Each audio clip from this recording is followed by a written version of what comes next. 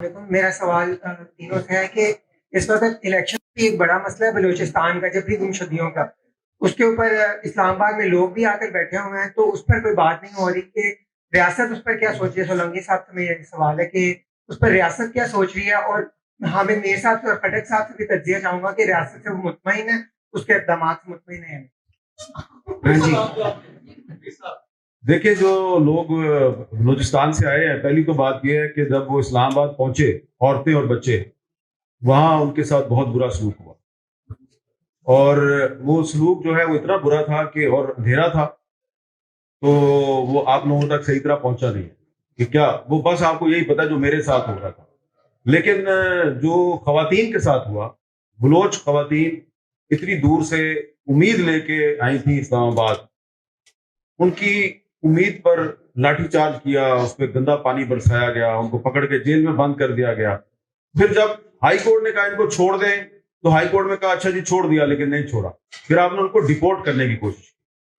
آپ ڈیپورٹ کس کو کرتے ہیں؟ انلیگل امیگرینٹس کو۔ تو مجھے یہ کہتے ہوئے بڑا افسوس ہوتا ہے کہ اسلام آباد کی پولیس نے جس کے کہنے پہ بھی ان کو اس دن ڈیپورٹ کرنے کی کوشش کی، اس نے دراصل بلوچوں کو یہ پیغام دیا کہ بلوچستان ایک علیحدہ ملک ہے، اور آپ نے اگر اسلام آباد آنا ہے تو آپ کو آئی جی اسلام آباد سے ویزا لے کے آنا چاہیے، کیونکہ آئی جی اسلام آباد جو ہے وہ اس وقت حاکم شہر بنا ہوا تھا۔ تو بہت غلط میسج گیا ہے، اور اس کے بہت برے اثرات مرتب ہوئے ہیں۔ لیکن ایک پازیٹو اس کا اسپیکٹ یہ ہے کہ پھر جب انہوں نے وہاں پہ اپنا ایک کیمپ لگا لیا، تو اس کے بعد جو لوکل پاپولیشن ہے پنڈی کی، اسلام آباد کی، آس پاس کے شہروں سے لوگ خیبر پختونخوا سے وہ ان کے پاس آنا شروع ہو گئے، انہوں نے ان کے ساتھ بات چیت شروع کی، ان کی مدد کرنے کی کوشش کی۔ تو اس سے ان کو ایک میسج یہ ملا کہ جو اسٹیٹ کے کچھ ادارے ہیں وہ تو ہم سے نفرت کرتے ہیں، وہ تو ہمیں پاکستانی نہیں سمجھتے، لیکن جو عام پاکستانی ہے، جو پنجاب میں رہتا ہے، جو خیبر پختونخوا میں رہتا ہے یا فیڈرل کیپٹل میں رہتا ہے، وہ ہمیں اپنا بھائی اور ہمیں اپنی بہن سمجھتا ہے۔ تو لیکن جو نیگیٹو اثرات ہیں وہ زیادہ ہیں۔ اس کی وجہ یہ ہے کہ میں نے بہت سی جو بوڑھی خواتین ہیں جن کو اردو بھی نہیں بولنی آتی، میں نے ان سے بڑی تفصیلی بات کی ہے، وہ ان کے دل ٹوٹ گئے ہیں۔ اور ایک بات میں اور، یہاں پہ خواتین زیادہ ہیں، میں آپ کو یہ بتانا چاہتا ہوں کہ یہ کوئی بات آپ کو نہیں بتائے گا، اس وقت بلوچستان کا جو مرد ہے وہ اتنا ریڈیکلائز نہیں ہے۔ اس کا کوئی نہ کوئی انٹرسٹ ہے، اکنامک انٹرسٹ ہے، کوئی سرکاری نوکر ہے، کوئی بزنس کرتا ہے، وہ کمپرومائز کر لیتے ہیں۔ بلوچستان کی جو عورت ہے وہ بہت ریڈیکلائز ہو گئی ہے، اس کے اندر اتنی نفرت ڈیولپ ہو گئی ہے کہ اس نفرت کو اب کول ڈاؤن کرنے میں کم از کم 10 سال چاہیے۔ زبان پہ نہیں لائیں گے وہ، لیکن وہ بہت نفرت کرتے ہیں۔ اتنی نفرت ہے کہ میں جب بنگلہ دیش میں جاتا ہوں تو وہاں پہ مجھے اتنی نفرت پاکستان کے خلاف نہیں نظر آتی۔ تو اس لیے یہ لاہور شہر جو ہے، یہ لاہور شہر کو آپ کہتے ہیں یہ پاکستان کا دل ہے، تو یہ جو پاکستان کا دل ہے، اس میں کچھ درد ان لوگوں کے لیے بھی اٹھنا چاہیے، کیونکہ اگر آپ کے دل میں ان کے لیے درد نہیں اٹھے گا تو پھر وہ جو کہتے ہیں وہ آپ کو پتا ہے وہ کیا ہے، پھر وہ کر بھی سکتے۔ آپ کچھ کہنا چاہتے ہیں؟ جی مختصر میں شاید یہ کہنا چاہتا ہوں، بالکل جو میر صاحب نے کہا ہے ٹھیک کہا ہے۔ میں بھی یہ گزارش کرنا چاہتا ہوں، میں اس کمیشن میں تھا جو جسٹس اطہر بلّہ کے حکم پہ بنا تھا بلوچ اسٹوڈنٹس کی گریوینسز کے لیے۔ صدر اختر مینگل اس کے کنوینر تھے اور ہم لوگ اس کے ممبر تھے، تو اس میں بلوچستان گیا تھا۔ 2022 نومبر میں ہم گئے کوئٹہ میں، یہ کیمپ جو تھا وہاں گئے اور بلوچستان یونیورسٹی گئے۔ اور میں آپ کو یہ بتانا چاہتا ہوں کہ ہم نے یونیورسٹی میں دیکھا، زیادہ میڈیا میں تو رپورٹ نہیں ہوا، لیکن جو ہم نے دیکھا، وائس چانسلر نے ہمیں الگ سے بریفنگ دی، وہ رسمی سی فارمل سی، لیکن جب ہم اسٹوڈنٹ سے ملنے گئے تو پہلے اسٹوڈنٹ آئے نہیں، کچھ تھوڑی تعداد میں ایسے ایک دو قطاروں میں تھے، باقی ہال خالی تھا۔ بہرحال ہم نے شروع کیا اپنا فنکشن، تھوڑی دیر کے بعد اسٹوڈنٹس آئے، بڑی تعداد میں آئے، لڑکیاں بھی لڑکے بھی، اور ہال بھر گیا، گیلریاں بات۔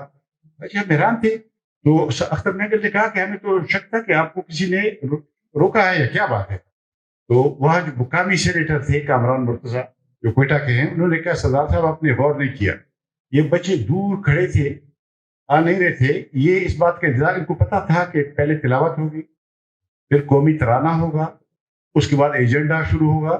یہ قومی ترانہ پڑھنا نہیں چاہتے تھے، ہزاروں بلوچ لڑکے لڑکیاں یہ آپ بات کریں نا اس کی تائید میں کہنا چاہتا ہوں کہ یہ اتنی گہری یہ نفرت ہو گئی. اگلے دن گورنر ہاؤس میں میٹنگ تھی, میں نے وہاں یہ کہا, میں نے کل بلوچستان یونیورسٹی میں وہ دیکھا جو ڈھاکہ یونیورسٹی میں 71 میں میں نے دیکھا تھا, اور میں نے ان سے کہا کہ آپ آج اگر آپ اس کا نوٹس نہیں لیں گے تو آپ کیا کسی سارا دسمبر کا انتظار کریں گے؟ کیا یہ وقت نہیں ہے کہ آپ آج کہیں یہ غلط ہو رہا ہے؟ جبری گمشدگی جو ہے وہ بیسیکلی ریاستی دہشت گردی ہے. جو لوگ اس میں ملوث ہیں ان کو پکڑنا چاہیے, ان کو سزا دینی چاہیے, لیکن ان کے بارے میں جب بل آ جاتا ہے وہ ہاؤس میں گم ہو جاتا ہے. لیکن یہ ماننے والی بات ہے, پارلیمنٹ میں قانون گم کیسے ہو سکتا ہے؟ یہ پاکستان کو فیلنگ اسٹیٹ بنا رہے ہیں, اس کو اسٹیٹ کو ناکام مرد بیمار جنوبی ایشیا کا جرنیل شاہی اس کی ذمہ دار ہے. میں اس وقت تو مین ذمہ داری جرنیل شاہی پہ. جب تک پاکستان کے عوام اور سیاسی پارٹیاں اٹھ کے یہاں پر جمہوریت اور آئینی نظام کی بحالی نہیں کریں گی, یہ کس سے ہوتے رہیں گے, خدا نخواستہ کسی اور ٹریجڈی سے ہمارا سامنا نہ ہو جائے. اچھا مائک آپ کے پاس ہے. جی میرے پاس سورنگی صاحب, یہ کوشچن آپ سے ہے. سورنگی صاحب, یہ کوشچن آپ سے. آپ نے بڑی اچھی بات کی جو کہ اکنامک سچویشن پاکستان کی ہے اس وقت, اور میں اس چیز کو کافی دیر سے اسٹڈی کر رہا ہوں کہ پچھلے 5-6 سال. میں یہ سوچ رہا ہوں کہ جب ہم کو پتہ ہے کہ ہماری اکنامک سچویشن اتنی خراب ہے تو ہم اس کے لیے ٹف میجرز کیوں نہیں لیتے. ہمارے خرچے اسی طرح بڑھتے جا رہے ہیں, نئی گاڑیاں اسی طرح آ رہی ہیں, لوگوں کی شہنشاہیاں اسی طرح چل رہی ہیں. یہ تو ایسا وقت ہے کہ ہم کو سوائے وہ چھوٹی سی اور سوزوکی آلٹر, اس کے علاوہ تو کوئی گاڑی کسی گورنمنٹ سروس کے پاس ہونی نہیں چاہیے. جی ویری ویری پیغام, جی آپ کا پوائنٹ آگے. جی میں آپ سے اتفاق کرتا ہوں. یہ تو کوئی حکومت آ گئی تو کرے گی. جی جی ادھر دیجیے گا مائک, ادھر دیجیے گا مائک. السلام علیکم سولنگی صاحب, میرا سوال آپ سے ہے کہ جو بلوچی ویمن کے ساتھ ہوا تھا سلوک, تو آپ لوگوں نے پھر گورنمنٹ میں کیا کیا تھا اس کے بعد؟ Thank you.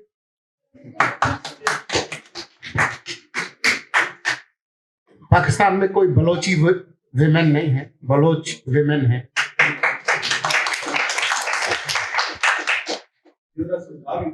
بلوچی زبان ہے اور بلوچ لوگ ہیں. جی جی بلوچ کہتے ہیں.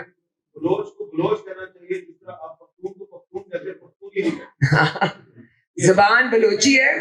لوگ اس طرح سے افغانی نہیں کہنا چاہیے کیونکہ وہ ان کی کرنسی کا نام ہے. جی ہاں دیکھیں, اس سے پہلے کافی تفصیل سے خٹک صاحب اور میر صاحب نے بات کی ہے, اور خٹک صاحب سے بہتر شاید یہاں پر کوئی شخص نہیں ہے جو کہ پاکستان کی سیاسی تاریخ کے جو سوال ہیں ان کے جواب دے سکیں. دوسرا اگر کوئی شخص ہو سکتا ہے تو وہ میرے سامنے بیٹھے ہیں, نجم سیٹھی صاحب. جو بلوچستان کے جو مسائل ہیں وہ اتنے پیچیدہ ہیں کہ اس پر کسی آدھے گھنٹے کے جو مذاکرہ ہے یا سوال جواب ہے اس میں بات نہیں ہو سکتی. مختصر جو بات ہے میں آپ کو بتا رہا ہوں بلوچ خواتین کے ساتھ کیا ہوا, میں آپ کو بتا رہا ہوں. لیکن میں صرف اتنا کہوں گا کہ جو اس کا حل ہے, جو پاکستان کی جو بڑی سیاسی جماعتیں ہیں اور جو دوسرے متعلقہ فریق ہیں وہ مل کر اس کے بارے میں ہی کوئی مستقبل کا کوئی حل تجویز کر سکتے ہیں. یہ نگران حکومت کے بس کی بات نہیں ہے. بلوچ خواتین جو چلی ہیں تربت سے, تو کتنے دن لگے ہیں ان کو, بہت دن لگے ہیں اسلام آباد تک پہنچنے میں. پورے اس عرصے میں کوئی بڑا واقعہ نہیں ہوا, کسی ضلعی انتظامیہ نے, پولیس نے کوئی ایسی بڑی کوئی غیر معمولی کوئی سرگرمی نہیں کی کہ جس کے نتیجے میں ان کا اسلام آباد تک پہنچنے میں کوئی مسئلہ ہو. جو ہماری معلومات ہے وہ یہ ہے کہ جب وہ پہنچے ہیں 26 نمبر چنگی, ان سے کہا گیا کہ جی اگر آپ کے کیا ارادے ہیں؟ انہوں نے کہا جی ہم نے جلسہ کرنا ہے اور ہم نے احتجاجی طور پر بیٹھنا ہے. تو ان کو بتایا گیا کہ جی جو H9 کا ایریا ہے آپ کو وہاں ہم آفر کر سکتے ہیں, F9 پارک دے سکتے ہیں, لیکن ان کا اصرار تھا کہ جی ہم ڈی چوک جائیں گے. जो अभी तक प्रैक्टिस है वो ये है कि जी हम जो कोई भी ग्रोह है, चाहे वो मजहबी हो, सियासी हो, उसको हम रेड जोन के अंदर दाखिल नहीं होने देंगे। ये पुलिस को क्लियर इंस्ट्रक्शन है काफी अरसे से। जो वाकया हुआ वो रात के शायद 1 बजे के बाद हुआ, और जो पुलिस का मौक़िफ़ है वो ये है कि प्रेस क्लब में जो बैठे हुए लोग थे, जब उन्होंने मूव करना शुरू किया और वो अयूब चौक जो है, जो मैरियट के करीब है, वहां तक पहुंचे और आगे जाने की कोशिश की, तो क्योंकि पुलिस के पास क्लियर इंस्ट्रक्शंस थे कि आपने रेड जोन में दाखिल नहीं होने देना, तो जो पुलिस के पास जो नॉन लीथल जो मेथड्स हैं, जिसमें लाठी चार्ज है, वाटर कैनन है, गिरफ्तारियां हैं, ये उन्होंने किया। अब इस पर लंबी गुफ्तगू हो सकती है कि उसमें क्या मुनासिब था, क्या गैर मुनासिब था, इस पर गुफ्तगू हो सकती है। लेकिन जितने लोग गिरफ्तार हुए थे, पहले वो खवातीन और बच्चे वो रिलीज हुए, 163 लोग उसके बाद हुए, और आखिरी जो 34 लोग थे उनको रिहा किया गया। लेकिन जो उनके जो मसाइल हैं, आपके इल्म में होगा कि मैं हसन फवाद, गवर्नर बलूचिस्तान और जमाल शाह, हम गए थे, हमारी जो गुफ्तगू हुई वो वीडियो जो है वो आपके पास है, वो हमारी गुफ्तगू आप सुन सकते हैं कि जी हमारी उनसे किस लबो लहजे में बात हुई। अभी तक जो सूरत हाल है वो वहाँ पर बैठे हैं, वहाँ पर एम्बुलेंस खड़ी है, वो हालात कैसे हैं वो उसके बारे में आप ही बेहतर बता सकते हैं।